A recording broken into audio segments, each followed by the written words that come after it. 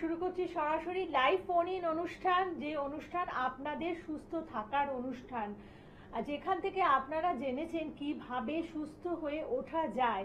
যে কোনো দুরারোগ্য ব্যাধি থেকে হোক বা কোনো সাধারণ রোগ থেকে হোক, আসলে সুস্থ থাকাটাই হচ্ছে আমাদের প্রাথমিক অধিকার। আর সেই ক্ষেত্রে যদি কোনো দুরারোগ্য ব্যাধি বা যদি কোনো অসুস্থতা আপনাকে ঘিরে ধরে, তাহলে কিভাবে আপনি সুস্থ থাকতে পারবেন তার খুঁটিনাটি আলোচনা থাকে এই অনুষ্ঠানে, যে অনুষ্ঠানটি আপনাদের জন্য নিয়ে এসেছে এনবিপি Unani and Ayurveda research centre, যেখানে রয়েছে মানে যেই প্রতিষ্ঠানে আসলে পরে আপনারা পেয়ে থাকেন অত্যাধুনিক আয়ুর্বেদ চিকিৎসা, উন্নত মানের পঞ্চকর্ম থেরাপি এবং একদল শিক্ষিত চিকিৎসকদের যারা কিন্তু ভীষণভাবে তৎপর আপনাদের ভালো করে তোলার ক্ষেত্রে। এবং আয়ুর্বেদ মানেই হচ্ছে আমাদের শুধুমাত্র যে সুস্থতা পাবো সেটা আমাদের শারীরিক দিক থেকে নয়, আমাদের মন থেকেও আমরা কিভাবে সুস্থ থাকবো সেটাও কিন্তু আয়ুর্বেদ দেখে থাকে।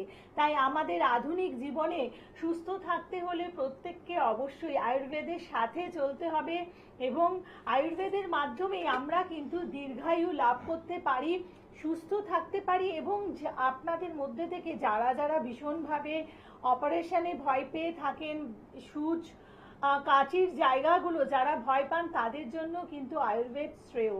তাই আপনাদের সুস্থ থাকতে হলে অবশ্যই আয়ুর্বেদের হাত ধরতে হবে, অর্থাৎ এনবিপি ইউনানি অ্যান্ড আয়ুর্বেদ রিসার্চ সেন্টারের হাত ধরতে হবে আর এই অনুষ্ঠানের সাথে থাকতে হবে। এই মুহূর্তে আমাদের আজকের লাইভ ফোন ইন অনুষ্ঠানে আপনাদের জন্য উপস্থিত আছেন NBP Unani and Ayurveda research সেন্টারের medical consultant doctor S Bhaduri. ডাক্তারবাবুকে প্রথমে স্বাগত জানাবো। নমস্কার। নমস্কার। আর আজকে আমরা আলোচনা করব যে সেই ডিজিজ নিয়ে যেটা কিন্তু বলতে গেলে আমাদের ভারতবর্ষে ভীষণভাবে বেড়ে চলেছে এবং ইন্ডিয়াকে বলা হয়ে থাকে diabetic capital of the world. মানে সারা পৃথিবীর মধ্যে যত ডায়াবেটিক রুগীরা রয়েছে তার মধ্যে বেশ কিছু অংশ কিন্তু আমাদের ইন্ডিয়াতে থাকে। তো এইটা আমাদের জন্য অবশ্যই একটা ভয়ের জায়গা। তাই ডাক্তারবাবুর কাছে প্রথমে জানতে চাইবো যে এই যে ভীষণ আকারে আমাদের ডায়াবেটিসের জায়গাটা বেড়ে চলেছে, সেটা কি কারণে বা ডায়াবেটিস হওয়ার মূল কারণটা কি? দেখুন, আমাদের ইন্ডিয়াতে ডায়াবেটিসের সংখ্যা খুব বেড়ে চলেছে। প্রথম কথা হচ্ছে, দেখুন আমাদের এখানে মিডল ক্লাস ফ্যামিলি অত্যন্ত বেশি এবং তাদের মধ্যে কিন্তু দেখা যায় যে স্ট্রাগল ফর এক্সিস্টেন্সটা খুব বেশি। ঠিক আছে, মানুষের মধ্যে বেঁচে থাকার যে লড়াই, এটা কিন্তু খুব সাংঘাতিক এবং তার জন্য কি হচ্ছে, মানুষের স্ট্রেস লেভেলটা কিন্তু খুব বেড়ে যাচ্ছে এবং এই যে স্ট্রেস লেভেল বাড়ার কারণে আমাদের দেখা যাচ্ছে আমাদের লাইফস্টাইল ঠিক থাকছে না। বিভিন্ন রকমের স্ট্রেস হরমোন আমাদের শরীরের সেটা অতিরিক্ত পরিমাণে ক্ষরণ হচ্ছে এবং যার ফলে আমাদের বিভিন্ন রোগের সৃষ্টি হচ্ছে। এটা একটা বড় কারণ। আমাদের এই যে ডায়াবেটিস, এটা কি হয়, আমাদের ব্লাডের মধ্যে সুগারের পরিমাণটা বেড়ে যায়। তার দুটো এক কারণ থাকতে পারে। একটা হচ্ছে যে আমাদের যে প্যানক্রিয়াস যে ইনসুলিন সিক্রেট করে বা তৈরি করে, সেই কোষগুলো যথেষ্ট পরিমাণে ইনসুলিন তৈরি করতে পারে না, যেটা নাকি আমাদের সুগারকে ব্যালেন্স করতে পারে। এটা হচ্ছে একটা কারণ। দ্বিতীয় কারণ হচ্ছে যে ইনসুলিন যেটা তৈরি হলো সেটা কোনো রকম ভাবে কোনো গন্ডগোল থাকার ফলে বা কোনো রকম প্রবলেম থাকার ফলে সেটা রেজিস্টেন্স হয়ে যায়। কোষগুলো সেই কিন্তু ইনসুলিনটা যে সুগারকে নিয়ে কোষের ভিতরে ঢুকিয়ে দেবে, এই কাজটা ইনসুলিন করতে পারে না। তার মানে ইনসুলিন রেজিস্টেন্স হয়ে যায় আমাদের কোষগুলো। তো এই দুটো ক্ষেত্রেই দেখা যায় সুগারের মধ্যে আমাদের কিন্তু ব্লাডের মধ্যে কিন্তু সুগারের মাত্রাটা বেড়ে যায় এবং এই কন্ডিশনটাকেই কিন্তু আমরা ডায়াবেটিস বলি। আর আমাদের এখানে মেইনলি আমরা যেটা এখন সাফার করছি মোস্টলি, সেটা হচ্ছে টাইপ 2 ডায়াবেটিস মেলাইটাস যেটা আমরা বলি। এইটাই হচ্ছে খুব মারাত্মকভাবে আমাদের শরীরের মধ্যে বা বেশিরভাগ মানুষের মধ্যে কিন্তু প্রভাব ফেলছে। তার একটা বড় কারণ হচ্ছে, আমি বললাম, স্ট্রেস। আরেকটা বড় কারণ হচ্ছে যে মানুষের আজকালকার দিনের লাইফস্টাইল ও ফুড হ্যাবিট। এই যে ফুড হ্যাবিট, আমরা খাবার খাচ্ছি, সুগারটা আসে মেইনলি আমাদের কোত্থেকে, যে আমরা স্টার্চ জাতীয় খাবার খাই, যেগুলোতে কার্বোহাইড্রেট জাতীয় মানে শর্করা জাতীয়।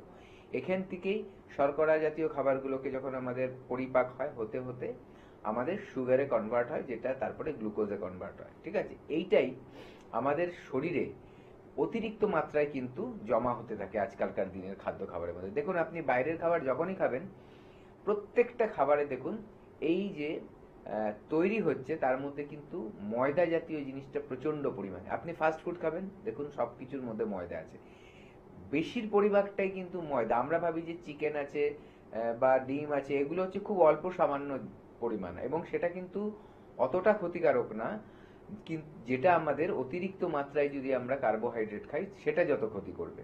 ঠিক আছে, তো তার মানে কি ময়দার জিনিস আমরা কি ঘুম থেকে উঠে আপনি বিস্কুট খাচ্ছেন, সেখানে ময়দা রয়েছে, আপনি লাঞ্চ করছেন সেখানে ময়দা রয়েছে, আপনি মানে ইসে রয়েছে, কার্বোহাইড্রেট রয়েছে আপনার ভাত বা রুটি সেখানেও, আপনি বাইরে কোথাও কি কোনো একটা স্ন্যাক্স খাচ্ছেন সেখানে কিন্তু ময়দা রয়েছে, সাংঘাতিক পরিমাণে এটা ক্ষতি করে। তারপরে আপনি প্যাকেট খাবার যতগুলো দেখছেন তার মধ্যে বেশিরভাগ গুলোর মধ্যেই কিন্তু আপনার স্টার্চ থাকে, এবং যেটা আটা ময়দা দিয়ে তৈরি মানে রুটি জাতীয় জিনিস যেগুলো, সেগুলোর মধ্যে কিন্তু ময়দাটাই রয়েছে মেইনলি। ঠিক আছে, আটাও নেই। তো এইগুলো কিন্তু আমাদের শরীরকে নষ্ট করছে, আমাদের যে ইনসুলিন তৈরি করার ক্ষমতা আমাদের প্যানক্রিয়াসের, সেই কোষগুলোকেই ড্যামেজ করে দিচ্ছে। এবং যত বেশি ড্যামেজ হচ্ছে, কিন্তু আমরা খাওয়া কমাচ্ছি না এই স্টার্চের বা কার্বোহাইড্রেট, তার ফলে কি হচ্ছে, আমাদের প্যানক্রিয়াস চায় আরো বেশি করে ইনসুলিন তৈরি করতে গিয়ে তার উপরে চাপ পড়ছে, এবং আস্তে আস্তে ও আরো দুর্বল হয়ে যাচ্ছে, নষ্ট হয়ে যাচ্ছে। এইভাবে করেই কিন্তু দেখা যাচ্ছে আজকে আমাদের ভারতবর্ষে কিন্তু সুগারের মাত্রাটা এত অতিরিক্ত ভাবে বেড়ে গেছে। কে আছেন ফোনে, বলুন। নমস্কার। হ্যালো, নমস্কার, আমি শ্যাম ঘুঘু বলছি হাওড়া থেকে। আচ্ছা বলুন। বলুন। বলছি আমার গ্যাসের প্রবলেম একটু আছে, কিন্তু তার মানে পায়খানা ক্লিয়ার হয়, কিন্তু মুখে প্রচুর গ্যাস হয়। এতে কি কারণ হতে পারে? কি হচ্ছে? গ্যাসের প্রবলেম আছে, আর একটা কি মুখে? হ্যাঁ, মুখে মানে গ্যাস হয় প্রচুর। আচ্ছা, মুখে গ্যাস হয় বলতে কি মানে আপনার মুখে একটা দুর্গন্ধ তৈরি হয়? হ্যাঁ হ্যাঁ, দুর্গন্ধ তৈরি হয়। আচ্ছা ঠিক আছে, আপনি শুনতে থাকুন। দেখুন, এই যে এই প্রবলেমটা, অনেকে ভাবে যে দাঁত মাজছে কি না মাজছে তার জন্য মুখে দুর্গন্ধ হচ্ছে, আসলে সেটা না। যাদের মুখে গন্ধ হয় সেটা দুটো কারণ হতে পারে। ঠিক আছে, একটা হচ্ছে অনেক সময় দেখা যায় যে যদি দাঁতে সমস্যা থাকে, হয়তো সে দাঁত মাজছে কিন্তু মাড়িতে যদি গন্ডগোল থাকে, তাহলে অনেক সময় যাদের পাইরিয়ার সমস্যা হয় তাদের একটা হয় দুর্গন্ধ হবে। এছাড়া যাদের অতিরিক্ত মাত্রায় অ্যাসিডিটি ফর্ম করে, হাইপার অ্যাসিডিটি যারা থাকে, ঘন্টার পর ঘন্টা না খেয়ে থাকছে, সেই সময় কিন্তু ওইখানে একটা কেমিক্যাল রিয়াকশন হয় পেটের মধ্যে, যার থেকে কিন্তু দুর্গন্ধ বেরোতে পারে। তো প্রথম কথা দেখতে হবে আপনার কি কারণে হয়েছে। ঠিক আছে, যদি এটা দাঁত সংক্রান্ত হয় তাহলে মাড়ির চিকিৎসা করতে হবে, আর যদি দেখা যাচ্ছে যেটা হাইপার অ্যাসিডিটির থেকে হচ্ছে তাহলে অ্যাসিডিটি কমাতে হবে। তার যে ট্রিটমেন্ট রয়েছে সেই ট্রিটমেন্টের মাধ্যমে আমরা এটাকে ঠিক করব। আপনি একটা কাজ করুন, আপনি একবার আমাদের ডাক্তারবাবুদের সাথে এসে দেখা করুন, হেল্পলাইন নাম্বারে কল করে নিন, এই কল করে এসে দেখিয়ে নিন, আমাদের ডাক্তারবাবুরা আপনাকে প্রপার আইডিয়া দেবে কি কারণে হচ্ছে, এবং সেই অনুযায়ী আমরা যখন ট্রিটমেন্ট করব দেখবেন আস্তে আস্তে আপনি সুস্থ হয়ে আসছেন। বেশ। এবং আপনাদের জন্য হেল্পলাইন নাম্বার হচ্ছে 9830235537 অথবা 9830235527। এই নাম্বারে আপনি কল করুন। MBP Unani and Ayurvedic research সেন্টারের প্রচুর সেন্টার রয়েছে, যেগুলো কিন্তু আজকে পশ্চিম বাংলার বিভিন্ন জায়গাতে রয়েছে, এবং ভারতবর্ষেরও অনেক জায়গাতে আপনারা পেয়ে যাচ্ছেন। অতএব আপনাদের কোনো অসুবিধার ব্যাপার নেই, আপনারা এসে ডক্টরদের সাথে কনসাল্ট করুন এবং আপনারা চিকিৎসার মাধ্যমে সুস্থ হয়ে উঠুন। কে আছেন বলুন। নমস্কার। হ্যালো, হ্যাঁ বলুন, কে বলছেন? কে বলছেন? নামটা বলুন আগে। আমি তনুশ্রী বলছি খড়গপুর থেকে। আচ্ছা বলুন, কি হয়েছে?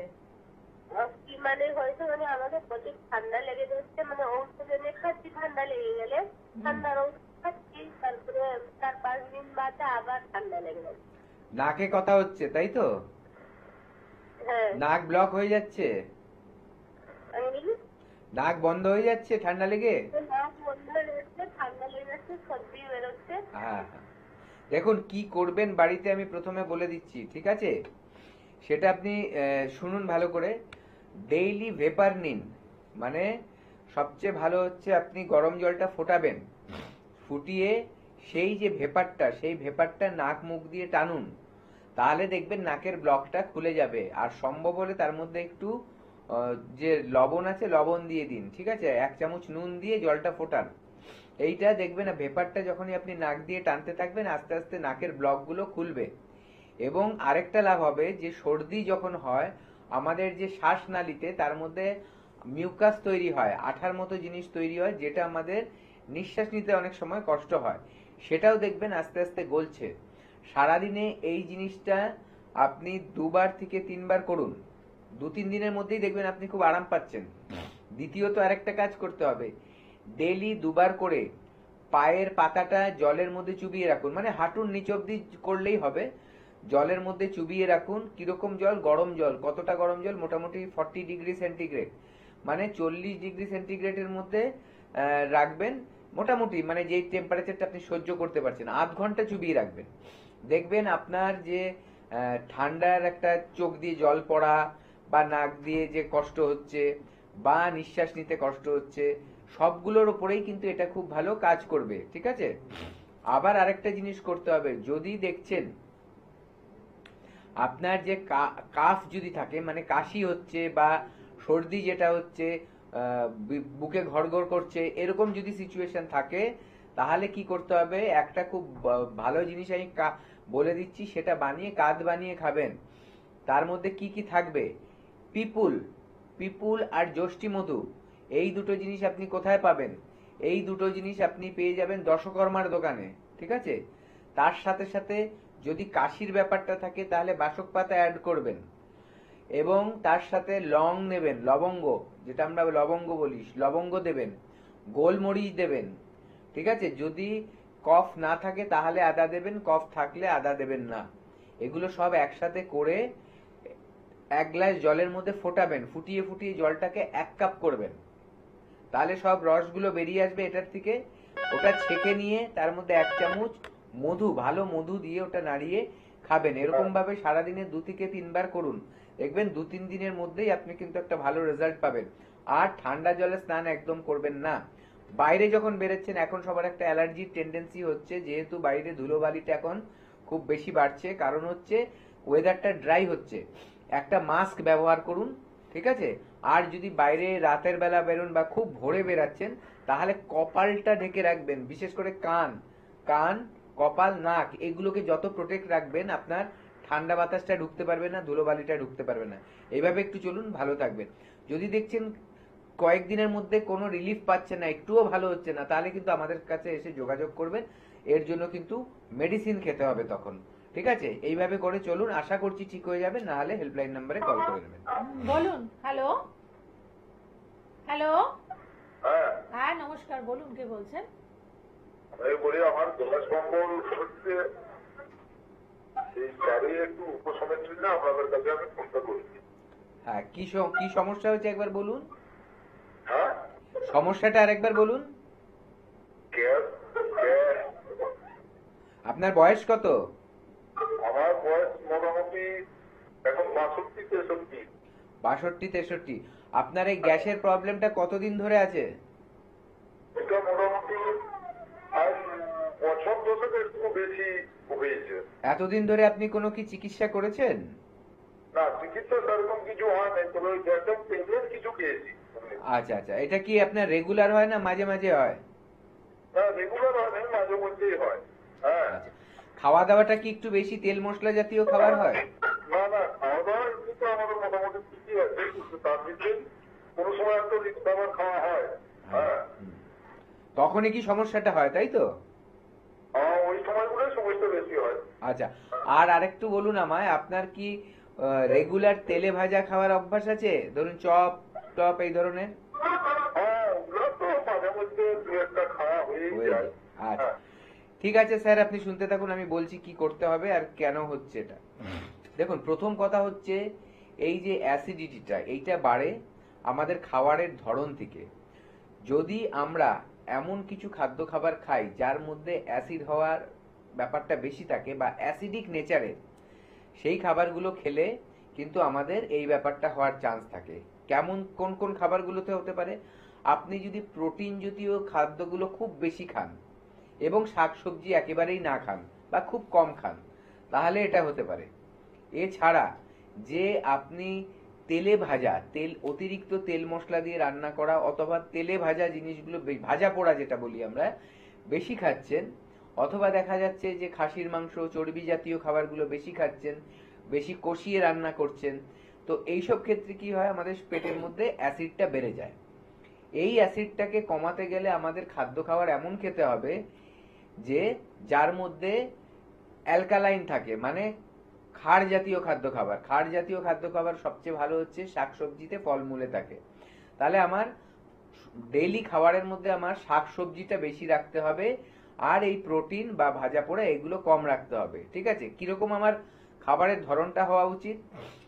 ধরুন আমি ভাত খেতে বসেছি, ভাতের একটা থালার হাফ পোর্শন থাকবে ভাত, উঁচু করে না, ঠিক আছে? সমান সমান ভাতের থালার হাফ পোর্শন থাকবে ভাত, তারপর আর যে দুটো অংশ থাকছে, এই দুটো অংশের মধ্যে দুভাগ থাকবে আমার শাকসবজি আর এক ভাগ থাকবে আমার হচ্ছে প্রোটিন জাতীয় খাদ্য খাবার বা ভাজা পোড়া বা তেলে জাতীয় খাবার, এগুলো।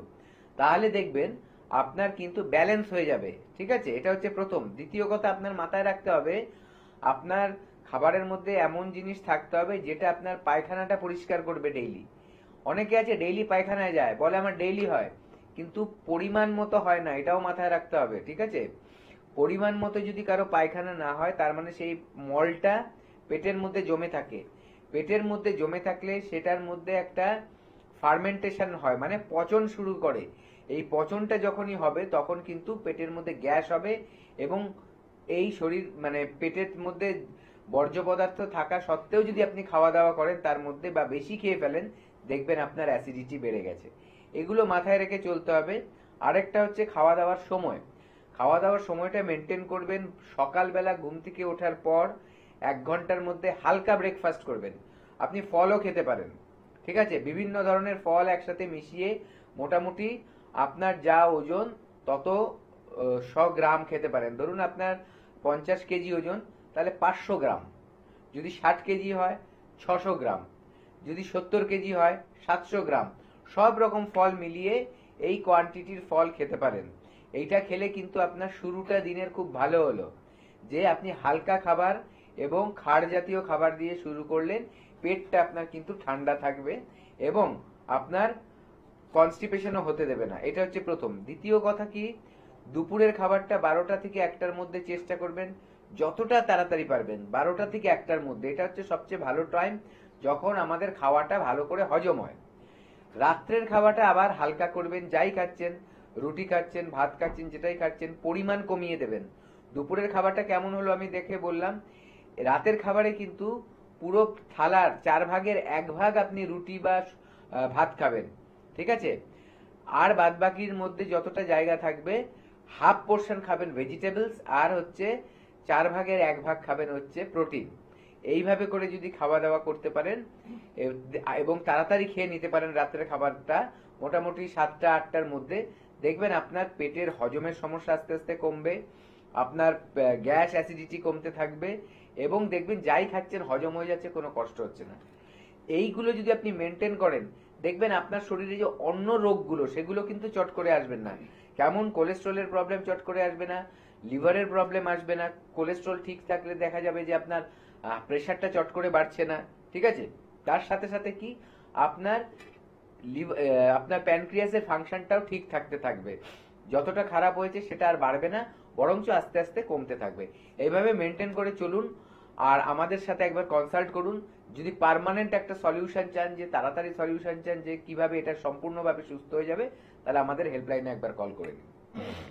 আপনারা যারা যারা আসতে চাইছেন অবশ্যই হেল্পলাইন নাম্বারে আপনারা কল করবেন, এবং কন্টিনিউয়াসলি আপনারা দেখে নিন যে হেল্পলাইন নাম্বারটা স্ক্রিনে রয়েছে 9830235537, 9830235527। এবং একটু সেন্টারগুলো দেখে নেব কোথায় কোথায় আপনারা পাচ্ছেন। এনবিপি ইউনানিয়ান আয়ুর্বেদ রিসার্চ সেন্টারের বিভিন্ন শাখা প্রশাখা যেখানে আপনারা ডক্টরদেরকে পাচ্ছেন।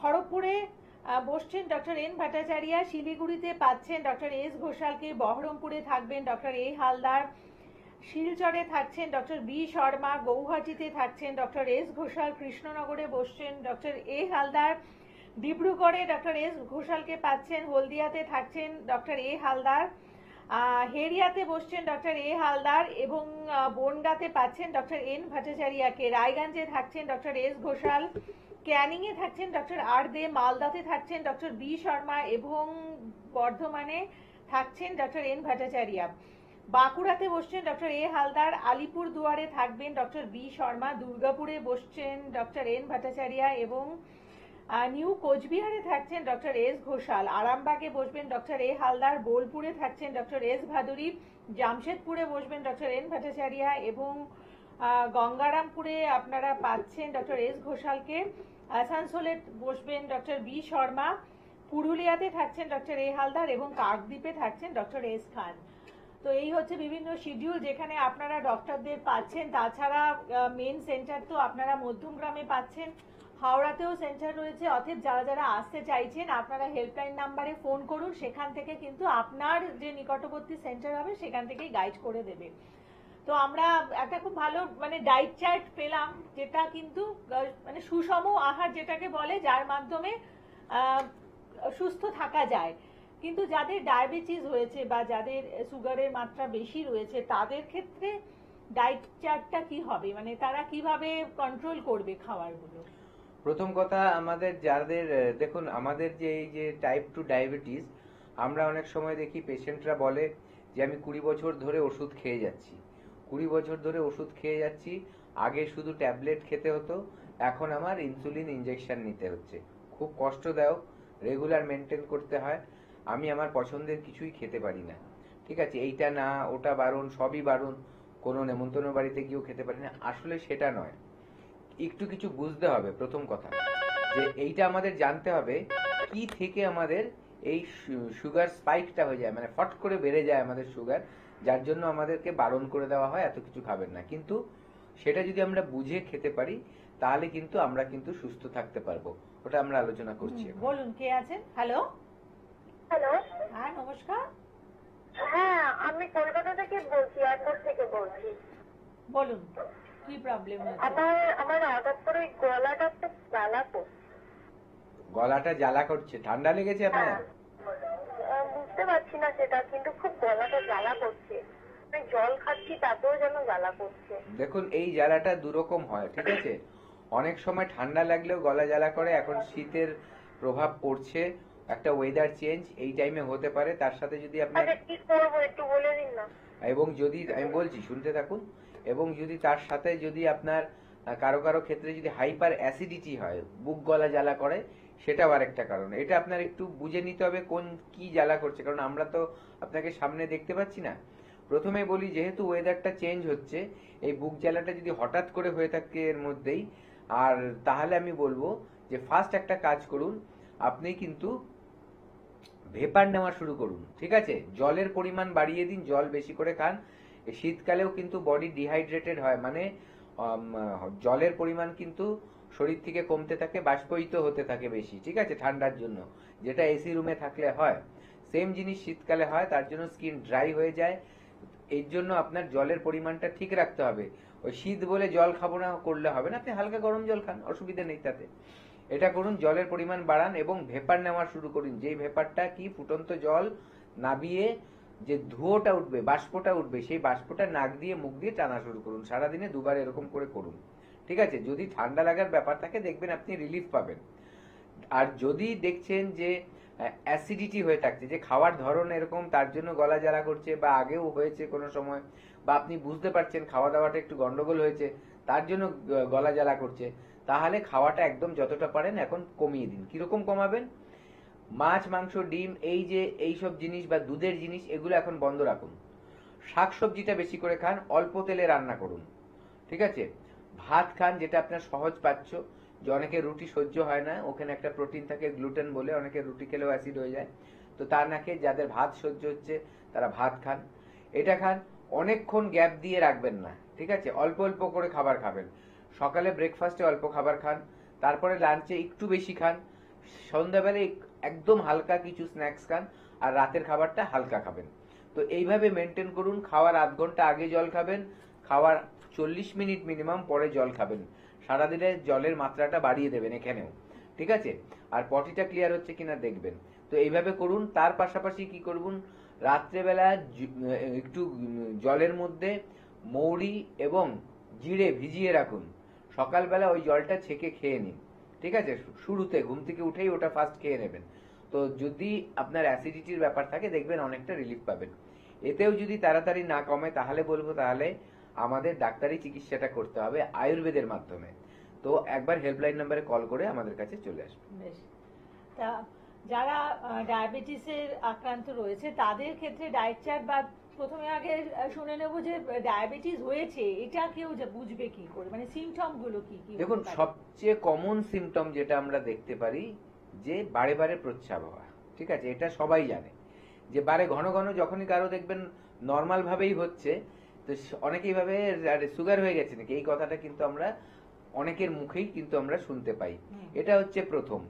অনেক সময় দেখা যায় যে আপনি বেশি জল খেয়ে ফেলছেন, তার জন্য ইউরিন পাস বেশি হচ্ছে, বা রাতের দিকে বেশি হচ্ছে ইউরিন পাস, বা আপনার শীত পড়েছে এখন কিন্তু শরীরে অতটা জলের দরকার নেই যতটা আপনি খাচ্ছেন, তার জন্য বারে বারে টয়লেট হতে পারে। কিন্তু এটা ঘাবড়ানোর কিছু নেই, এটা হচ্ছে একটা সিমটম, মাথায় রাখবেন।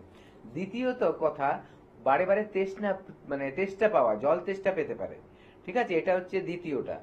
তৃতীয়টা একটা মাথায় রাখবেন যে আপনার যে হঠাৎ করে ওজন কমা শুরু হতে পারে, সেটা কিন্তু একটা সুগারের সিমটম। আবার আরো কিছু বলে দিচ্ছি, অনেক সময় দেখবেন যে আপনার খাবার খাচ্ছেন কিন্তু একটু পরে আবার খিদে পেয়ে যাচ্ছে। মানুষ তো পেট ভরে না খেলে খিদে পায়, ঠিক আছে? একবার আপনি পেট ভরে খেলে সেটা হজম হতে মোটামুটি 4 থেকে 6 ঘন্টা লাগে। আমি বড় খাবারগুলোর কথা বলছি, ঠিক আছে? বেশি খাবার যখন আপনি খাচ্ছেন, তো সেই ক্ষেত্রে যদি দেখা যাচ্ছে আপনার 2 ঘন্টা পরেই আবার খিদে পেয়ে যাচ্ছে, তাহলে একটু নজর রাখতে হবে, এটা সুগার হলেও হতে পারে। এইসব থাকে। আরো যখন বাড়াবাড়ি হয় তখন কি হয় যে হাঁটুর নিচে পায়ের পেছন দিকে সেই জায়গাগুলোতে ব্যথা হতে পারে, পায়ে ঝিনঝিন ভাব হতে পারে, পায়ের পাতায় ঝিনঝিন ভাব, মানে আপনি বুঝতে পারছেন না যে পা দিচ্ছেন, নরম নরম লাগতে পারে পা যেখানে দিচ্ছেন, এগুলো হতে পারে। অনেক সময় দেখা যায় যে কিডনির সমস্যা, অনেক সময় চোখে একটু আপনি ব্লাড দেখতে পাবেন, মানে আবছা দেখতে পারবেন, এইসব। আর দেখবেন কেটে গেলে শুকোচ্ছে না। যদি এর মধ্যে কোনো একটা সিমটমও থাকে একবার কিন্তু ব্লাডটা পরীক্ষা করিয়ে নেওয়া দরকার। কোন ব্লাডটা পরীক্ষা করবেন? ফাস্টিং ব্লাডটা, ঠিক আছে? খালি পেটে। আর যদি মনে করেন যে না আগেই আমার ডাক্তার দেখানো দরকার, সিমটমগুলো যে কোনো একটা থাকলেও আমাদের কাছে কিন্তু চলে আসবেন। বেশ, তাহলে আমরা সুগার বা ডায়াবেটিস নিয়ে আলোচনা শুনছি এবং আরো অনেক বিস্তারিত আলোচনা রয়েছে। আপনারা অবশ্যই আমাদের সাথে থাকবেন। কিন্তু আলোচনায় যাওয়ার আগে আমরা এখন যেটা দেখব সেটা হচ্ছে যারা যারা এসে এনবিপি ইউনানি অ্যান্ড আয়ুর্বেদ রিসার্চ সেন্টারে ট্রিটমেন্ট করালেন তারা কতটা সুস্থ হয়ে উঠলেন, তারা এখন কেমন আছে, তাদের মুখেই আমরা সেই বক্তব্য শুনে নেব। কোথায় বাড়ি আপনার? দমদম। কি রোগে ভুগছিলেন আপনি? ভুগছি অস্টিও আর্থ্রাইটিস, ডক্টর বললেন। অস্টিও আর্থ্রাইটিস কতদিন ধরে ভুগছেন? আমি এটা জানতে পারলাম মার্চের প্রথমে। মার্চের প্রথমে। এই রোগ নিয়ে অন্য জায়গায় কোনো ট্রিটমেন্ট করিয়েছিলেন? অ্যালোপ্যাথিক করিয়েছিলাম। তাতে কোনো রেসপন্স পেয়েছিলেন? না, সেরকম আমাকে হাঁটু চেঞ্জ করতে বলেছিল, হাঁটুটা রিপ্লেসমেন্ট করতে বলেছিল। তারপর আপনি ডক্টর বি শর্মার কাছে আসেন। বি শর্মার কাছে আপনি কতদিন ধরে এই ট্রিটমেন্টে আছেন? আমি 15 দিন। 15 দিন। এখন আপনি পঞ্চকর্ম নিচ্ছেন। হ্যাঁ, পঞ্চকর্ম যেটা নিচ্ছেন সেই পঞ্চকর্মটা আপনার কদিন হয়েছে? 9 দিন। আর আপনাকে নিতে বলেছে কদিন? 15 দিন। 15 দিনের ভেতর 9 দিন আপনার পঞ্চকর্ম হয়েছে। এখন আপনি কিরকম আছেন? এখন আমি মোটামুটি ভালোই আছি। আগে আমাকে কিছুদিন, এই 15 দিনের মধ্যেই বা 15 দিন আগে, 1 সপ্তাহ আগে থেকে মানে আমি ব্যালেন্সটা রাখতে পারতাম না, একটু লাঠিতে ভর করতে হয়েছিল। এখন আপনি লাঠি নিয়ে হাঁটছেন? না, এখন লাঠি নিয়ে হাঁটছি না। মানে আগের তুলনায় আপনি এখন অনেকটাই সুস্থ আছেন। NBP Unani and Ayurveda research সেন্টারে ডক্টর বি শর্মার ট্রিটমেন্টে এখন আগের থেকে আপনি অনেকটাই সুস্থ, তাই তো? হ্যাঁ। আপনার নাম? ভাস্কর ঘোষ, কোথায় বাড়ি আপনার? খড়িবাড়ি। কি রোগে ভুগছেন আপনি? অস্টিওআর্থ্রাইটিস নিয়ে এই অস্টিওআর্থ্রাইটিস রোগটাতে আপনি কতদিন ভুগছেন? কম বেশি 1 বছর। 1 বছরে কোনো জায়গায় ট্রিটমেন্ট করিয়েছিলেন? আলাপাতি চিকিৎসা করেছিলাম। তাতে আপনার সুস্থতা বোধ করেছিলেন আপনি? না, আরো ব্যথা যন্ত্রণা আতঙ্ক সৃষ্টি ছিল। ডক্টর বি শর্মা ট্রিটমেন্টে আপনি কতদিন আছেন? 15 দিন। 15 দিন মেডিসিন খাচ্ছেন। হ্যাঁ, এই মেডিসিন খেয়ে আপনি কেমন আছেন? অনেকটা সুস্থ বোধ। 15 দিনের মেডিসিনে আপনি অনেকটা সুস্থ বোধ করছেন। কত শতাংশ সুস্থ আছেন? 100-র মধ্যে 70%। 70-75% আপনি ভালো আছেন। আগে হাঁটা চলা বা দাঁড়াতে পারতেন? না না, দাঁড়ানোই গাড়ি ছিল না। এখন ডক্টর বি শর্মার ট্রিটমেন্টে আপনি 15 দিনে দাঁড়াতেও পাচ্ছেন, হাঁটতেও পাচ্ছেন, একটা হাঁটতে পারছি না। তাই তো? হ্যাঁ, এনবিপি ইউনানিয়ান আয়ুর্বেদা রিসার্চ সেন্টারের ট্রিটমেন্টে আপনি কতটা খুশি এবং ভালো আছেন? আমি অনেকটা খুশি, খুবই ভালো আছি। খুব ভালো আছেন। আপনার নাম? জিয়া বিবি, কোথায় বাড়ি আপনার? বারাসাত। কি রোগে ভুগছিলেন আপনি? সাইটিকা বাতের জন্য। মানে রিউমাটার আর্থ্রাইটিস। হ্যাঁ। এই রিউমাটার আর্থ্রাইটিস রোগটাতে আপনি কতদিন ধরে ভুগছেন? 9 বছর। 9 বছর। 9 বছরে অন্য কোথাও ট্রিটমেন্ট করিয়েছিলেন এই রোগটা নিয়ে? এলাপতি দেখিয়েছি অনেক। অ্যালোপ্যাথিক যে ট্রিটমেন্ট করলেন তাতে কোনো সুরাহা পেয়েছিলেন? না, মানে খাওয়া হয় যখন তখন মানে ব্যথা কমে যায়, আবার ফের মানে তারপরে আবার মানে যখন ওষুধ খাচ্ছেন ভালো থাকছেন, আবার ব্যথা বাড়ছে। হ্যাঁ, তা এই কষ্টটা আপনার কেমন ছিল? আপনার প্রচন্ড। প্রচন্ড কষ্ট ছিল। বাড়ির কোনো কাজকর্ম করতে পারতেন? না, পারতেন না। ডক্টর বি শর্মার ট্রিটমেন্টে আপনি কতদিন আছেন? এই 3 মাস। 3 মাস আপনি ডক্টর বি শর্মার ট্রিটমেন্টে আছেন এবং ওষুধ খাচ্ছেন। হ্যাঁ, এই ওষুধ খাওয়াতে আজকে আপনার যে রিপোর্টটা এসছে সেই রিপোর্টটা হলো, আগে আপনি যখন ডক্টর বি শর্মার ট্রিটমেন্টে এলেন তখন আপনার অ্যান্টি-সিসিপি ছিল 500, এখন আপনার অ্যান্টি-সিসিপি কত এসছে? 3.44। 3.44। আর যখন আপনি এসছিলেন আরএফ ফ্যাক্টর ছিল আপনার 87.86, এখন আপনার কত এসছে? 60.8। 16.8। আর একটা রোগ ছিল আপনার সুগার। এই সুগারটা আপনার খালি পেটে ছিল 210 এবং ভরা পেটে ছিল 312। এখন আপনি নিজে রিপোর্টটা হাতে নিয়ে নিজে বলুন এখন আপনার সুগার কেমন আছে? খালি পেটে এখন 121, ভরা পেটে 181। 121 আর 181। তাহলে আগের থেকে আপনার এই রিপোর্টটা অনেকটাই নর্মাল এসে গেছে। এখন আপনি কেমন আছেন? এখন আমি আগের চেয়ে অনেক ভালো আছি। আর এই রিপোর্টটা দেখার পর আপনি কতটা খুশি? অনেক খুশি আমি। নিজের হাতে রিপোর্ট রেখেছেন এবং কতটা খুশি নিজে বলুন। এমন আমরা আবার আমাদের আলোচনামূলক অনুষ্ঠানে ফিরে এসেছি এবং আজকের অনুষ্ঠানে আমরা আলোচনা করছি সুগার নিয়ে বা ডায়াবেটিস নিয়ে। তো ডায়াবেটিসের ক্ষেত্রে কি কি সিমটম থাকলে পরে আপনি বুঝতে পারবেন যে মানে প্রথম অবস্থায় কি কি সিমটম থাকলে পরে আপনি বুঝবেন বা অনুমান করতে পারবেন আপনার ডায়াবেটিস হয়েছে, সেই নিয়ে ডাক্তারবাবুর কাছে শুনলাম। তো আমাদের যেমন আগে বা আমরা জানতাম যে ডায়াবেটিস 40-এর পরে হয়, তো এখন তো আমাদের সেই সমস্ত কোনো ব্যাপার নেই, এখন অনেক ছোট ছেলে মেয়েদেরও ডায়াবেটিস হচ্ছে। তো সেক্ষেত্রে ডায়াবেটিসের জায়গাটা কি আমাদের চেক আপটা কিভাবে করার প্রয়োজন রয়েছে? দেখুন, যে কোনো মানুষ যার ধরুন সে জানে না তার সুগার হয়েছে কিনা, বছরে অ্যাটলিস্ট 2 বার করে তার কিন্তু ব্লাড টেস্টটা করা উচিত। এবং আমার এটা ব্যক্তিগত একটা মতামত যে জেনারেলি সবাই ফাস্টিং আর পিপিটা করে নেয়, তার সাথে HbA1c ওটা একটা করা কিন্তু দরকার। কারণ কি, আমি এটাই বলবো যে আমাদের ফাস্টিং কেন করি, যে না খেয়ে আমার ব্লাডের মধ্যে সুগারটা কতটা থাকছে। আবার কেন পিপিটা করি, পোস্টপ্রেন্ডালটা কেন করতে হয়, যে দেখি যে আমি খাবার পর, ভরপেট খাবার পর আমার 2 ঘন্টা পরে আমার কত থাকছে ব্লাডে। তার মানে খাবারের সাথে ব্যাপারটাকে আমরা রিলেট করছি।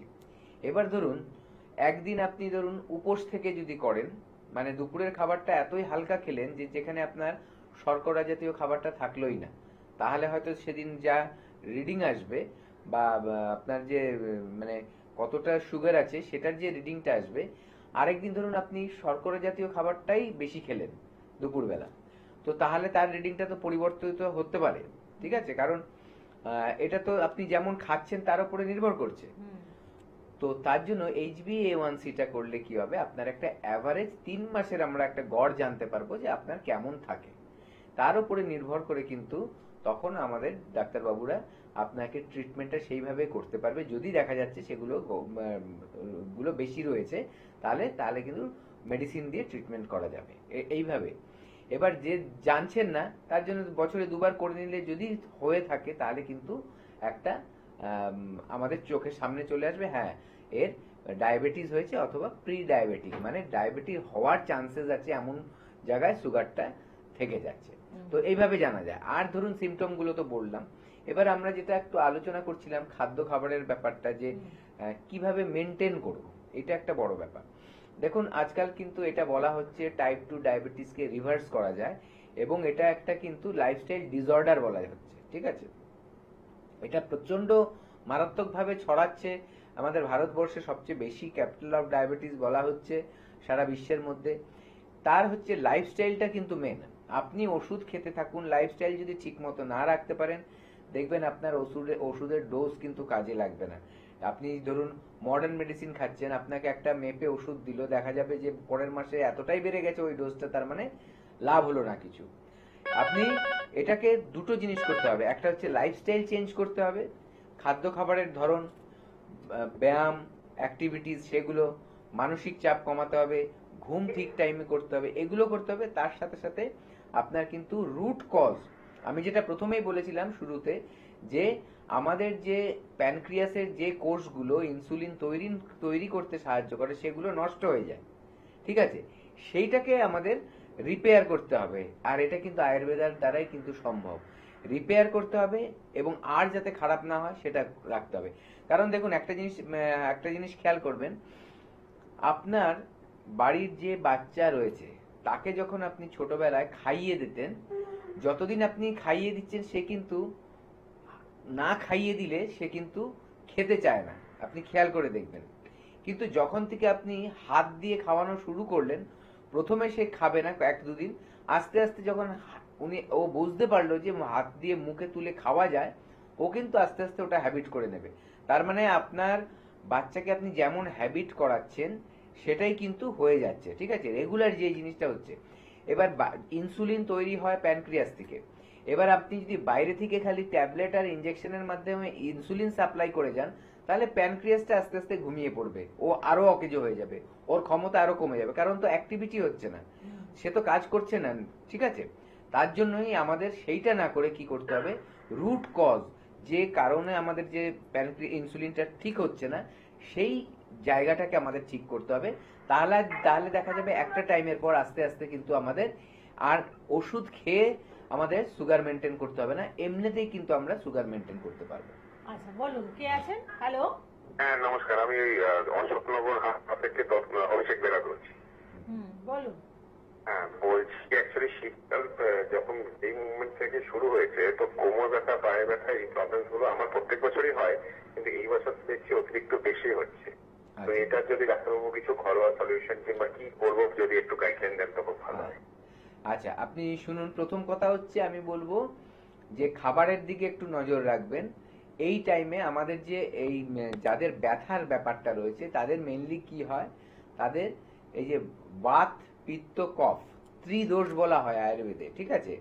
এবং প্রত্যেক ব্যক্তি তার কি ধরন, মানে প্রকৃতি কি, সেটা নির্ভর করে কার কম্বিনেশন কি আছে, কার বাত, পিত্ত, কফের মধ্যে কোনটা সবচেয়ে বেশি তার প্রভাব ফেলছে শরীরে, তার সেই অনুযায়ী কিন্তু আমাদের প্রকৃতিটা তৈরি করা হয় একজন ব্যক্তির।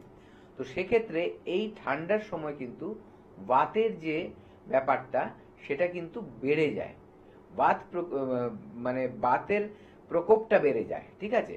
বাত মানে হচ্ছে বাতের ব্যথা শুধু নয়, বাত মানে হচ্ছে বায়ুটা আবার খাবারের উপরে কিন্তু অনেকটা নির্ভর করে। দেখবেন আমাদের এই সময় ফুলকপি, বাঁধাকপি, বেগুন এগুলো কিন্তু খুব বেশি পাওয়া যায়, ঠিক আছে, এবং আমরা কিন্তু সেগুলো আরো আনন্দ করে খাই। তো এই সময় সেগুলোকে কিন্তু যাদের এই ব্যথার সমস্যা আছে তাদের কিন্তু অ্যাভয়েড করতে হবে প্রথম কথা। কারণ এগুলো যদি অ্যাভয়েড না করেন আপনার পেটের মধ্যে বায়ুটা বাড়বে, এবং বায়ুটা যখনই ছড়িয়ে পড়বে শরীরে তখন দেখা যাবে যেখানে আপনার ব্যথাটা ছিল সেটা আরো বেড়ে যাচ্ছে। তো আপনি সেটার দিকে নজর দিন। দ্বিতীয় আরেকটা কাজ করবেন, আপনার যাতে বডিতে ব্লাড সার্কুলেশনটা ভালো হয়, যদি সম্ভব হয় একটা টাব যদি থাকে বা বাকেট যদি থাকে বড়, তার মধ্যে হালকা গরম জল, মোটামুটি কতটুকু 40 ডিগ্রি সেন্টিগ্রেড মতো নেবেন, 40 ডিগ্রির মতো নেবেন, ওই টেম্পারেচারটার মধ্যে কোমর অবধি বসে থাকবেন। ঠিক আছে, কোমর অবধি বসে থাকলে কি হবে, আস্তে আস্তে আপনার যে রক্তর যে নালীগুলো সেগুলো আস্তে আস্তে কিন্তু খুলবে, ডায়ালেটেড হবে, মানে প্রসারিত হবে। যখনই প্রসারিত হবে আপনার রক্ত চলাচলটা সুন্দর হবে বডিতে। যখনই সেটা হবে তখন কি হবে, আপনার কিন্তু ব্যথার প্রকোপটা কমবে। আর তার সাথে যেসব খাদ্য খাবার খেয়ে আপনি পুষ্টি যোগাতে চাইছেন শরীরকে, সেগুলোও কিন্তু সুন্দর মতো কষে কষে ছড়িয়ে যাবে। এই দুটো জিনিস করুন। এবং সামনের দিকে ঝোঁকাটা বা অতিরিক্ত ওজন তুলে নেওয়া এগুলোকে অ্যাভয়েড করুন। যদি খুব বেশি গাড়ি চালাচ্ছেন, 4 হুইলার হোক 2 হুইলার হোক, সেগুলোকে যতটা পারবেন একটু ভালো রাস্তায় চালান, অথবা যতটা কম চালাতে পারবেন কম চালান। কারণ এই যে ঝাঁকুনি, এর থেকে কিন্তু হাঁটুর ব্যথা, কোমরের ব্যথা কিন্তু বেড়ে যায়। এভাবে মেনটেন করুন। আর যদি চান, আপনার তো প্রত্যেক বছর এই সমস্যাটা হচ্ছে, যদি চান এটা মানে ভালোভাবে ট্রিটমেন্ট করে পার্মানেন্ট সলিউশন চান, তাহলে আয়ুর্বেদের দ্বারা আপনি এটা নির্মূল করতে পারেন। এনবিপি ইউনানিয়ান আয়ুর্বেদ রিসার্চ সেন্টারে আসুন, আমাদের সেন্টারে এসে ডাক্তারবাবুদের দেখান। আমাদের মেডিসিনের পাশাপাশি কিন্তু পঞ্চকর্মা থেরাপি বলে একটা খুব বড় অংশ রয়েছে, আয়ুর্বেদের একটা গুরুত্বপূর্ণ অংশ রয়েছে, যার মাধ্যমে কিন্তু বডিকে আপনি নিরোগ করতে পারেন, ডিটক্সিফাই করতে পারেন। এবং যখনই আপনার বডি ডিটক্সিফাই হবে, শোধন হবে, তখন কিন্তু চট করে কোনো রোগ আপনাকে ধরতে পারবে না। একদম। এবং তাই শুধুমাত্র রোগের চিকিৎসার জন্য নয়, যারা সুস্থ থাকতে চান, যারা দীর্ঘায়ু লাভ করতে চান, অবশ্যই আপনারা এনবিপি ইউনানিয়ান আয়ুর্বেদ রিসার্চ সেন্টারের হাত ধরুন এখানের উন্নত মানের আয়ুর্বেদ চিকিৎসার। কারণ আয়ুর্বেদ হচ্ছে সেই শাস্ত্র যার মাধ্যমে আমরা দীর্ঘায়ু লাভ করতে পারি, আমরা দীর্ঘদিন সুস্থ সবল থাকতে পারি। এবং এই চিকিৎসা হচ্ছে সাইড এফেক্ট বিহীন চিকিৎসা। মানে আমরা যখন বিভিন্ন প্যাথির নানান ওষুধ খেয়ে থাকি, দেখবেন যে সেই ওষুধগুলো অনেকদিন ধরে খেতে খেতে এক সময় আসে যখন সেই ওষুধগুলো খাওয়ার ফলে আপনার হয়তো আরেকটা রোগের সৃষ্টি হয়। কিন্তু আয়ুর্বেদে এই ধরনের ভয় একেবারেই আপনাদের জন্য নেই। তাই সুস্থ থাকতে হলে অবশ্যই এনবিপি ইউনানিয়ান আয়ুর্বেদ রিসার্চ সেন্টারের হাত ধরুন। এবং আপনি যদি কোনো দুরারোগ্য ব্যাধি বা কোনো রোগে আক্রান্ত হয়ে থাকেন, সেটিকে সারানোর জন্য আপনারা এনবিপি ইউনানিয়ান আয়ুর্বেদ রিসার্চ সেন্টারের হাত ধরুন। এবং হেল্পলাইন নাম্বার হচ্ছে 9830235537, 9830235527। কে আছেন বলুন? নমস্কার।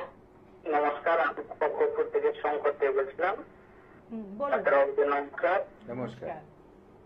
বলছি ডাক্তারবাবু, আমার সন্ধ্যের পর হলে ডান সাইডের পাটা যন্ত্রণা আমার হচ্ছে। আরেকবার বলুন একটু। মানে সন্ধ্যের পর থেকে ডান সাইডের পায়ের বুটগুলো ব্যথা যন্ত্রণা হয়। আচ্ছা, আপনি এটা কি সারা বছরই হয় নাকি এখন হচ্ছে? না, এই ঠান্ডা টাইম হলো। ঠান্ডা টাইমে আপনি কি ধরনের কাজকর্ম করেন?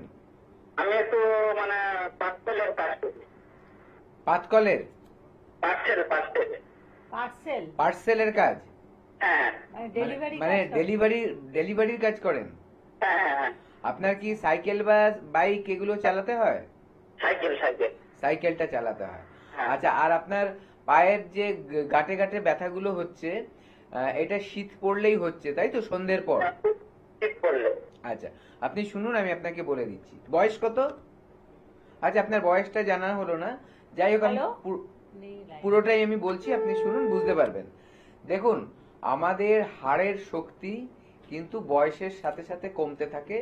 কারণ হচ্ছে যে হাড়ের ঘনত্বটা সেটা বয়সের সাথে সাথে কমতে থাকে। ঠিক আছে? এটা এবার যে যত ভালো খাওয়া দাওয়া করবে, ভালো খাওয়া দাওয়া, দামি খাওয়া দাওয়া বলিনি, ভালো খাওয়া দাওয়া, পুষ্টিকর খাওয়া দাওয়া, যার মধ্যে ধরুন ক্যালসিয়াম থাকবে এবং ধরুন যেসব মিনারেলস আমাদের শরীরের জন্য দরকার সেগুলো ঠিক মতো থাকছে, অতিরিক্ত তেল মশলা ঝাল এগুলো খাচ্ছে না, বাইরের হাবিজাবি খাবার কম খাচ্ছে, ঠিক আছে, নেশা করছে না, তাদের কিন্তু হাড় বেশি দিন ভালো থাকবে, শক্ত থাকবে, মাংসপেশিরও জোর থাকবে। তো এইভাবে যদি আপনি মেনটেন করে যেতে পারেন যে কোনো মানুষ, তাহলে কিন্তু তাদের হাড় চট করে দুর্বল হবে না। এবার আমাদের বয়সের সাথে সাথে হাড়টা দুর্বল হচ্ছে, তখন কি হয়, যদি আমাদের শরীরের উপরে চাপ বেশি আসে তখন কিন্তু হাড় ক্ষয় হতে পারে। আপনার দেখুন পার্সেলের কাজ যেটা বললেন, আপনি ডিস্ট্রিবিউট করতে হয়, সেখানে সাইকেল চালাচ্ছেন, নিশ্চয়ই দীর্ঘদিন ধরে এই কাজ করছেন, ঠিক আছে? আর আপনার গলা শুনে যতটা মনে হলো আপনার বয়সের দিকে যাচ্ছেন আপনি। তো এই হিসাবে আপনাকে একটাই কথা বলবো যে সাইকেলটাকে যত কম চালাতে পারবেন তত ভালো। যদি সম্ভব হয় একটা সাইকেলের মধ্যে একটা মোটর লাগিয়ে নিতে পারেন, যেটার জন্য আপনার প্যাডেলিংটা বেশি করতে হবে না। কেন বলছি কথাটা, অতিরিক্ত যদি প্যাডেল কেউ করে, যেমনি ধরুন আপনি যদি ব্যায়াম না করেন সেটা যেমন ক্ষতিকারক, আবার বেশি ব্যায়াম করলেও সেটা শরীরের মধ্যে ক্ষতিকারক। এবার আপনি রেগুলার দিনের পর দিন হয়তো 2 ঘন্টা 4 ঘন্টা ধরে ধরে প্যাডলিং করছেন। আমাদের কাছে এরকম পেশেন্ট আসে। আমি একজন পেশেন্টকে পেয়েছিলাম, যার হচ্ছে সে হচ্ছে ওই কোনো ওই বিল্ডিং যে কনস্ট্রাকশন হয় তার হচ্ছে মানে কন্ট্রাক্টর, ঠিক আছে, সে কন্ট্রাক্ট নিয়ে মানে দেখাশোনা করে আর কি সেই বিল্ডিং গুলোতে, এবং ওনাদের কোম্পানিতে অনেকগুলো বিল্ডিং একবারে তৈরি হয়। উনি এক জায়গা থেকে আরেক জায়গায় দিনের মধ্যে 4 বার 5 বার করে কিন্তু সাইকেল নিয়ে ঘুরে ঘুরে সারা শহরে বেড়াতে হচ্ছে। এই জিনিসটার কারণে কি হয়েছে, ওনার তখন মানে বেশ কিছুদিন আগের কথা বলছি, উনি আমার কাছে এসেছিলেন বোলপুরে। তো সেখানে উনি এসে এটাই বলছেন, দেখুন আমার এই কাজটা রয়েছে, আমার কোমরে আর হাঁটুতে প্রচন্ড ব্যথা, আমি আর এখন পারি না বেশিক্ষণ দাঁড়িয়ে থাকতে। কি কাজকর্ম করছেন জানার সময় উনি এটাই বললেন, এই ধরনের কাজ করে, ঠিক আছে। তো এই যে কাজের ধরন, অতিরিক্ত মাত্রায় যে পায়ের ওপরে চাপ পড়া দিনের পর দিন বছরের পর বছর, আলটিমেটলি কিন্তু ওখানে ক্ষয় হচ্ছে, ওখানে শক্ত ভাব আসছে, স্টিফনেস আসছে, মাংসপেশি দুর্বল হয়ে পড়ছে, মানে ক্লান্ত হয়ে পড়ছে অতিরিক্ত ব্যায়াম করার ফলে যেটা হয়, ঠিক আছে। কারণ এটা তো সাইন্টিফিক্যালি হচ্ছে না, এটা কাজ করার জন্য ওনার প্যাডেলিং করতে হচ্ছে। তো এইগুলোর জন্য কি করতে হবে, ওইগুলো প্রথমে একটু কমাতে হবে। তার পাশাপাশি এগুলো যাতে আর না বাড়ে তার জন্য ওষুধ আছে, সেই ওষুধ খেতে হবে। এবং আমাদের কাছে ট্রিটমেন্ট করতে যখন আপনি আসবেন তখন কিন্তু আমরা আপনাকে ডায়েট চার্ট দিয়ে দেবো, কোনগুলো খেলে আপনার ভালো হবে, কোনগুলো খাবেন না একেবারেই, কোনগুলো কম খাবেন। সেইভাবে আপনি চলাফেরা করুন, সেইভাবে খাওয়া দাওয়া করুন এবং ওষুধ খান, দেখবেন আস্তে আস্তে এটা থেকে কিন্তু আপনি সুস্থ হতে পারবেন। কে আছেন? নমস্কার। হ্যালো, হ্যাঁ বলুন। বলছি আমার মানে কোমর থেকে পা অব্দি একটু অসার মতন হয়ে যাচ্ছে, বেশিক্ষণ দাঁড়াতে পারি না, চলতে পারি না, মাথা ঘুরে উঠে পড়ে যাই। আচ্ছা, কোমর থেকে ব্যথা আছে, আবার মাথাও ঘোরাচ্ছে, তাই তো? হ্যাঁ হ্যাঁ হ্যাঁ। ঘাড়ে ব্যথা আছে? আরো ব্যথা। আর কতদিন ধরে ভুগছেন এই ব্যথায়? আমি অনেকদিন হলো, 3 বছর হয়ে গেল, কিছুই হচ্ছে না ওষুধ খেয়ে। আচ্ছা, আপনার বয়স কত এখন? হ্যাঁ হ্যাঁ হ্যাঁ। বয়স কত? ঘাড়ে প্রচুর ব্যথা। আপনার বয়স কত? 60? 60। এখন কোনো কাজকর্ম করতে হয়? কিচ্ছু করতে পারি না বাবা। আচ্ছা কোথা থেকে ফোন করেছেন? আমি শ্রীরামপুর সাতগাড়া। আচ্ছা ঠিক আছে। আচ্ছা, আপনি শুনুন, প্রথমে যেটা করতে হবে, 60 বছর আপনার এখন বয়স হচ্ছে, তো আপনি যেহেতু কিছু করতে পারছেন না, ঠিক আছে, ঘাবড়ানোর কিছু নেই, আর এর ভালো চিকিৎসা আছে আমাদের কাছে। আচ্ছা। সেই চিকিৎসা করলে দেখবেন আস্তে আস্তে আপনি কিন্তু সুস্থ হয়ে যাবেন। শ্রীরামপুরে আপনার বাড়ি, আপনি হেল্পলাইন নাম্বারে ফোন করুন, ঠিক আছে, আরো যে 2টো নাম্বার যাচ্ছে সেখানে বলে দেবে আপনার বাড়ির কাছাকাছি কোথায় চেম্বার আছে, সেই চেম্বারে এসে আপনি দেখাবেন, অল্প কিছুদিন ওষুধ। আচ্ছা, আমার নাতি কথা বলছে বাবা, বুঝতে পারি না সব কথা, নেই কথা বল। হ্যাঁ লাইন আসছে। হ্যাঁ স্যার বলুন। হ্যাঁ, আমাদের হেল্পলাইন নাম্বার যেটা আছে না, ওখানে ফোন করুন, ঠিক আছে। দেখুন টিভির মধ্যে যাচ্ছে, ওখানে ফোন করে জেনে নিন আপনার বাড়ির আশেপাশে কোথায় চেম্বার আছে, সেইখানে দাদুকে নিয়ে গিয়ে দেখান। দেখালে কি হবে, আমাদের যে ঔষধ আছে তাতে কিন্তু খুব তাড়াতাড়ি ভালো রেজাল্ট পাবে, এবং কিছুদিন এটা কন্টিনিউ করলে দেখবেন একটা পার্মানেন্ট ভাবে সুস্থ হতে পারবে। ঠিক আছে, থ্যাংক ইউ থ্যাংক ইউ। ঠিক আছে, ভালো থাকবেন। এবং হেল্পলাইন নাম্বারটা আমি বলে দিচ্ছি, 9830235537, 9830235527, এই নাম্বারে আপনি কল করুন। আর কোথায় কোথায় আপনারা ডক্টরদের পাচ্ছেন সেটাও একবার জানিয়ে দিই। দিল্লিতে বসছেন ডক্টর এ হালদার, আগরতলায় থাকছেন ডক্টর বি শর্মা, খড়গপুরে ডক্টর এন ভট্টাচার্যকে পাচ্ছেন, শিলিগুড়িতে থাকছেন ডক্টর এস ঘোষাল, বহরমপুরে ডক্টর এ হালদার, শিলচরে থাকছেন ডক্টর বি শর্মা, গৌহাটিতে ডক্টর এস ঘোষালকে পাচ্ছেন, কৃষ্ণনগরে থাকছেন ডক্টর এ হালদার, ডিব্রুগড়ে থাকছেন ডক্টর এস ঘোষাল, হলদিয়াতে ডক্টর এ হালদারকে পাচ্ছেন, হেরিয়াতে থাকছেন ডক্টর এ হালদার, বনগাঁতে থাকছেন ডক্টর এন ভট্টাচার্য, রায়গঞ্জে পাচ্ছেন ডক্টর এস ঘোষালকে, ক্যানিং এ থাকছেন ডক্টর আর দে, মালদাতে থাকছেন ডক্টর বি শর্মা, বর্ধমানে পাচ্ছেন ডক্টর এন ভট্টাচার্যকে, এবং বাঁকুড়াতে থাকছেন ডক্টর এ হালদার, আলিপুরদুয়ারে বি শর্মাকে পাচ্ছেন, দুর্গাপুরে থাকছেন ডক্টর এন ভট্টাচার্য, নিউ কোচবিহারে থাকছেন ডক্টর এস ঘোষাল, আরামবাগে পাচ্ছেন ডক্টর এ হালদারকে, বোলপুরে পাচ্ছেন ডক্টর এস ভাদুরীকে, জামশেদপুরে থাকছেন ডক্টর এন ভট্টাচার্য, গঙ্গারামপুরে পাচ্ছেন ডক্টর এস ঘোষালকে এবং আসানসোলে বসছেন ডক্টর বি শর্মা, পুরুলিয়াতে ডক্টর এ হালদার এবং কাকদ্বীপে থাকছেন ডক্টর এস খান। এই হচ্ছে শিডিউল। আপনারা আপনাদের যেই চেম্বার কাছাকাছি হবে সেটা আপনারা হেল্পলাইন নাম্বারে ফোন করুন, সেখান থেকে আপনারা জানতে পেরে যাবেন। তো আজকে আমরা যেমন ডায়াবেটিস নিয়ে অনেক কিছু জানলাম, তো এক্ষেত্রে এমন অনেকেই হয়তো আছেন ডাক্তারবাবু যারা ডায়াবেটিসে ভুগছেন এবং দিনের পর দিন তারা হয়তো আমাদের বিভিন্ন প্যাথি দিয়ে ট্রিটমেন্ট করাচ্ছেন, তাতে তাদের কোনো মাত্রায় কমছে না, এবং এই যে দীর্ঘদিন ডায়াবেটিস থাকতে থাকতে মানে ডায়াবেটিসটা শরীরে থাকতে থাকতে সেখান থেকে দেখা মানে কোনো কি কমপ্লিকেশনের সৃষ্টি হতে পারে? একদম একদম, এটা তো বিশাল বড় একটা সমস্যা। দেখুন আমরা অনেক সময় দেখি না যে লোহার মধ্যে মরচে পড়ে যায়, ঠিক আছে, লোহার মধ্যে কি হয় যে জল লাগলো এবং সেখানে বাতাস যখন লাগছে আস্তে আস্তে দিনের পর দিন ওটা হতে হতে বারে বারে বারে বারে হতে হতে ওখানে জং পড়ে যাচ্ছে, তার মানে ওটাকে নষ্ট করে দিচ্ছে, ঠিক আছে। অনেক সময় আমরা এটাও দেখতে পাই যে ধরুন অনেক মিষ্টি, ধরুন একটা আখের কথাই বলবো, যে ওখানে পিঁপড়ে ভেতর থেকে সব রসগুলো খেয়ে যায়, ওপরটা দেখতে আখের মতো কিন্তু একেবারে অকেজো হয়ে যায়, ওটার আর কোনো কাজে আসে না, তাই না? আমরা দেখি না আমাদের শরীরের মধ্যেও কিন্তু একটা এমনই ঘটনা ঘটে। এই যে সুগার, এটা যদি শরীরের মধ্যে বেশি মাত্রায় থেকে যায়, ব্লাডে যদি বেশি মাত্রায় থেকে যায়, তাহলে ও কিন্তু বিভিন্ন অর্গানকে নষ্ট করে, ঠিক আছে। ও এটা একটা স্লো পয়জনের মতো, আপনি জানতেই পারবেন না, আপনার দীর্ঘদিন আপনি এই ওষুধ খেয়ে যাচ্ছেন, ইনজেকশন নিয়ে যাচ্ছেন, কিন্তু সুগার থাকছে না, ব্লাডের মধ্যে রয়ে যাচ্ছে, কোনো মানে সারছে না, আপনার এই প্রবলেমটা সারছে না। কিছুদিন পর দেখবেন, বেশ কিছুদিন পর আপনার হ্যাঁ এবার দেখা যাবে যে আপনার হার্টের সমস্যা দেখা দিল। এটা কিন্তু খুব স্বাভাবিক, যাদের দীর্ঘদিন সুগারের সমস্যা বা ডায়াবেটিস আছে তাদের হার্টের সমস্যা দেখা দেয়। আরেকটা বড় সমস্যা দেখা দেয়, সেটা হচ্ছে কিডনির সমস্যা। তো এরকম এরকম বড় বড় কিন্তু সমস্যা দেখা দেয়। আরেকটা কি, স্কিনের মধ্যে সমস্যা দেখা দেয়। অনেক সময় দেখা যায় যে কেটে গেলে সেটা সারতে চায় না, এত মারাত্মক হয়ে যেতে পারে সেই ঘাটা, যে অনেক সময় ডাক্তাররা বলে যে এটা পা কেটে বাদ করে দিতে হবে, না হলে সারা শরীরে সেই বিষাক্ত বিষটা ছড়িয়ে যাবে, ঠিক আছে। তো এরকম এরকম সিচুয়েশন কিন্তু সুগারের থেকে মানুষের হতে পারে। চোখ নষ্ট হয়ে যায়, অন্ধ মানে দেখতে পায় না, অন্ধর মতো হয়ে যায়, এটা হতে পারে।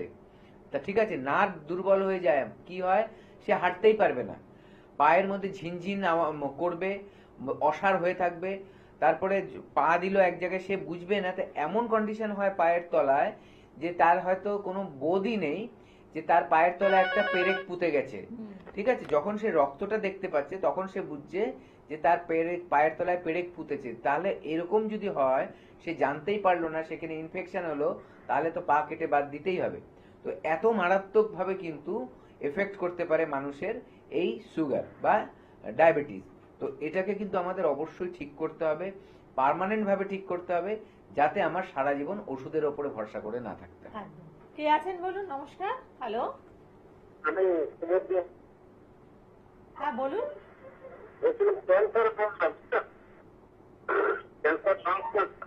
হ্যাঁ, ক্যান্সারের কিছু ট্রিটমেন্ট আছে। ক্যান্সার হয়েছে? কার হয়েছে? আমার নিজের। এটা কি ডায়াগনোসিস হয়েছে? আপনি টিভি সাউন্ডটা একটুখানি কমিয়ে কথা বলুন দাদা। আচ্ছা আচ্ছা, হ্যাঁ, টিভি সাউন্ডটা কমিয়ে কথা বলুন। কোথা থেকে ফোন করেছেন? আমি আসানসোলের কাছে।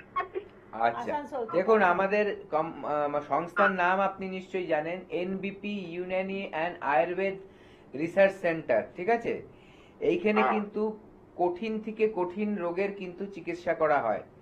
আমাদের এখানে অনেক পেশেন্ট আছে ক্যান্সারের, যারা হয়তো কেমো নিতে চেয়েছিল, ভয়ে কেমো নেয়নি, বা ধরুন কেমো নিচ্ছিল তারপরে আর কিছু কাজ হচ্ছিল না, ডাক্তার জবাব দিয়ে দিয়েছে, তারাও কিন্তু দীর্ঘায়ু লাভ করেছে, ঠিক আছে। একটাই করতে হবে, সময় থাকতে আপনার আসতে হবে। আপনার যা হয়েছে ঘাবড়াবেন না। দেখুন ক্যান্সার এমন জিনিস না যে সারে না, সবাই ক্যান্সারে মারা যায় না, এটা মাথায় রাখবেন। এবং যে ক্যান্সারের জার্মটা আমাদের প্রত্যেকের শরীরে রয়েছে, আগে বুঝুন এই কথাটা, খুব গুরুত্ব দিয়ে সবাই শুনবেন। ক্যান্সারের জার্মটা, যে এটা কি হয়, কোষগুলো নিয়ন্ত্রণ হারিয়ে বড় হতে থাকে। আমাদের যে শরীরের মধ্যে কোষ আছে না, প্রত্যেকটা মানুষ কিন্তু অনেক অনেক কোষ দিয়ে তৈরি, সেল বলে যেগুলোকে। এই সেলগুলো একটা বিভাজন হয়, মাল্টিপ্লাই হতে থাকে, তার একটা নিয়ম আছে, ঠিক আছে? এবং যখন ক্যান্সার হয় সেই কোষগুলো একটা নিয়ন্ত্রণ হারিয়ে ফেলে, অতিরিক্ত মাত্রায় সেটা বাড়তে থাকে, তার কোনো লিমিট থাকবে না, ঠিক আছে? এইটাই হচ্ছে ক্যান্সার। এবং এই ক্যান্সার সেল প্রত্যেক মানুষের মধ্যে আছে, সেটা তৈরি হয়, নষ্ট হয়, আবার তৈরি হয়। যাদের লাইফস্টাইলের জন্য বা কোনো কারণে সেটা নিয়ন্ত্রণ হারিয়ে ফেলে, তখন আপনি কোনো টেস্ট করলে বলা হয় যে আপনার মধ্যে ক্যান্সারের জার্মটা রয়েছে। জার্মটা সারা জীবনই থাকে সবার, ঠিক আছে, কিন্তু ওটা কন্ট্রোল হয়। তার জন্য ঘাবড়াবেন না। আমাদের এখানে অনেক মানুষ সুস্থ হয়ে গেছে। আপনি খালি একবার চলে আসুন, যা যা রিপোর্ট আছে, ঠিক আছে? আপনি শুনতে পাচ্ছেন আমার কথা? হ্যালো হ্যালো, হ্যাঁ বলুন। আমার কথা শুনতে পাচ্ছেন? আর বলছি দেখছি। হ্যাঁ, টিভিতে দেখ, কানে শুনুন, কানে, আমি ফোনে ফোনটা শুনুন, ঠিক আছে? আর নাহলে ফোনটা কেটে দিচ্ছি, আপনি এবার টিভিতে বসুন, টিভিতেই শুনে নিন। ঠিক আছে? এবার টিভিতে শুনুন। যেটা আপনি একেবারে ঘাবড়াবেন না, মানে মানে নিশ্চিন্ত থাকুন। আপনার এটা, আপনি কিন্তু দীর্ঘায়ু লাভ করতে পারেন। শুধু একটাই বলবো, সময় থাকতে আসতে হবে। আপনি অনেক জায়গায় অনেক কিছু চেষ্টা করলেন, এই করতে করতে করতে আপনার সময় কেটে গেল। তখন মানুষ কি হয়, যখন একটা হঠাৎ করে বিপদ দেখে, তখন যে যেটা বলে তখন সে সেটাই করতে যায়, ডিসিশনটা অনেক সময় ভুল হয়ে যায়, ঠিক আছে? এবং দেখা গেছে অনেকেরই এই ক্যান্সার কাটাছেঁড়া করতে গিয়ে কিন্তু বেড়েও গেছে। আমি বলবো না সবার হয়েছে, কিন্তু অনেক সময় তো বেড়ে যায়, তার আগে এফেক্ট থাকে। হ্যাঁ, ঠিক আছে, তো রেডিয়েশন দেয় অনেক সময়, এক একটার এক এক রকম কাজ, ঠিক আছে? তো সেই ক্ষেত্রে বলবো, যেহেতু আমাদের কাছে রয়েছে আয়ুর্বেদ এবং 5000 বছরেরও পুরনো এই আয়ুর্বেদ চিকিৎসা, যেখানে মানুষ সুস্থ হচ্ছে, মানুষ কন্ট্রোল করতে পারছে, রোগটাকে আর বাড়তে দিচ্ছে না, কমার মধ্যে থেকে যাচ্ছে, বা ধরুন আস্তে আস্তে রিকভারি হচ্ছে। তো এরকম যেহেতু আছে, একবার আসুন না, ট্রাই করে দেখুন। আমাদের ডাক্তারবাবুদের সাথে আগে পরামর্শ করুন। যদি আমাদের এখান থেকে কন্ডিশনটা দেখে মনে হয় হ্যাঁ আপনাকে এখনো হাতে আপনার সময় আছে, এই রোগটাকে আমরা সারিয়ে তুলতে পারবো, তাহলে আপনার ট্রিটমেন্ট চলবে। আশা হারাবেন না। একটা সবসময় মাথায় রাখবেন, আপনি যদি আশা হারিয়ে ফেলেন, তাহলে কিন্তু আপনার শরীরে খারাপ হরমোন তৈরি হবে। নিরাশ হয়ে গেলে, মন খারাপ করলে, টেনশন করলে, তখন কিন্তু রোগটাকে আরো বাড়িয়ে দেয়। আরেকটা জিনিস খুব মাথায় রাখুন, চিনি জাতীয় খাবার পুরো বন্ধ করে দিন। যে খাবারে চিনি আছে সেটা একদম বন্ধ করুন। সেটা বিস্কুট হোক, চা হোক, মিষ্টি হোক, সব বন্ধ করে দিন। ভাত ছাড়া অন্য খাবারও একটু খাবার চেষ্টা করুন, ঠিক আছে? আপনার কার্বোহাইড্রেট তো পাবেন। ফলমূল খান, কোনো অসুবিধা নেই। এবং সূর্যাস্তর পর আর খাবেন না। যা খাবেন মোটামুটি বিকেল 6টার মধ্যে খেয়ে নিন। এই যে আপনার যে গ্যাপটা থাকবে না, একটা যে এটাকে অটোফেজি বলা হয়, ঠিক আছে? আপনি 6টায় খেয়ে নিলেন, পরের দিন আবার হয়তো সকালে 8টায় খাবেন বা 7টায় খাবেন। এই সময়টা শরীরের খাবার দরকার হয়। যেহেতু আপনি আগে খাচ্ছেন, দেরি করছেন না, তখন ও খাবার যখন পাবে না, তখন এই যে খারাপ কোষগুলো, ক্যান্সারের যে সেলগুলো আছে, ভালো সেলগুলো ওই খারাপ সেলগুলোকে খেয়ে নেবে। তখন কিন্তু আপনার আস্তে আস্তে ক্যান্সার সেলগুলো কমতে থাকবে। এই জিনিসটা করুন এবং সাহস রাখুন, কোনো কিছু ভয় নেই, আজকাল সেরে যায়। আপনি শুধু সময় থাকতে আমাদের কাছে একবার হেল্পলাইন নাম্বারে কল করুন, একবার এসে পরামর্শ করে যান। একদম। এবং তাই আপনারা সুস্থ থাকুন, যে কোনো দুরারোগ্য ব্যাধি বা যে কোনো ব্যাধি থেকে আপনারা সুস্থ হন, এবং এনবিপি ইউনানিয়ান আয়ুর্বেদ রিসার্চ সেন্টারের হাত ধরুন। হেল্পলাইন নাম্বারগুলো আপনাদের জন্য খোলা আছে, তার মাধ্যমে আপনারা যোগাযোগ করে নিন। প্রত্যেকে ভালো থাকুন। ডাক্তারবাবুকে ধন্যবাদ জানাবো, আপনাদের ধন্যবাদ জানিয়ে আজকের অনুষ্ঠান শেষ করবো। নমস্কার।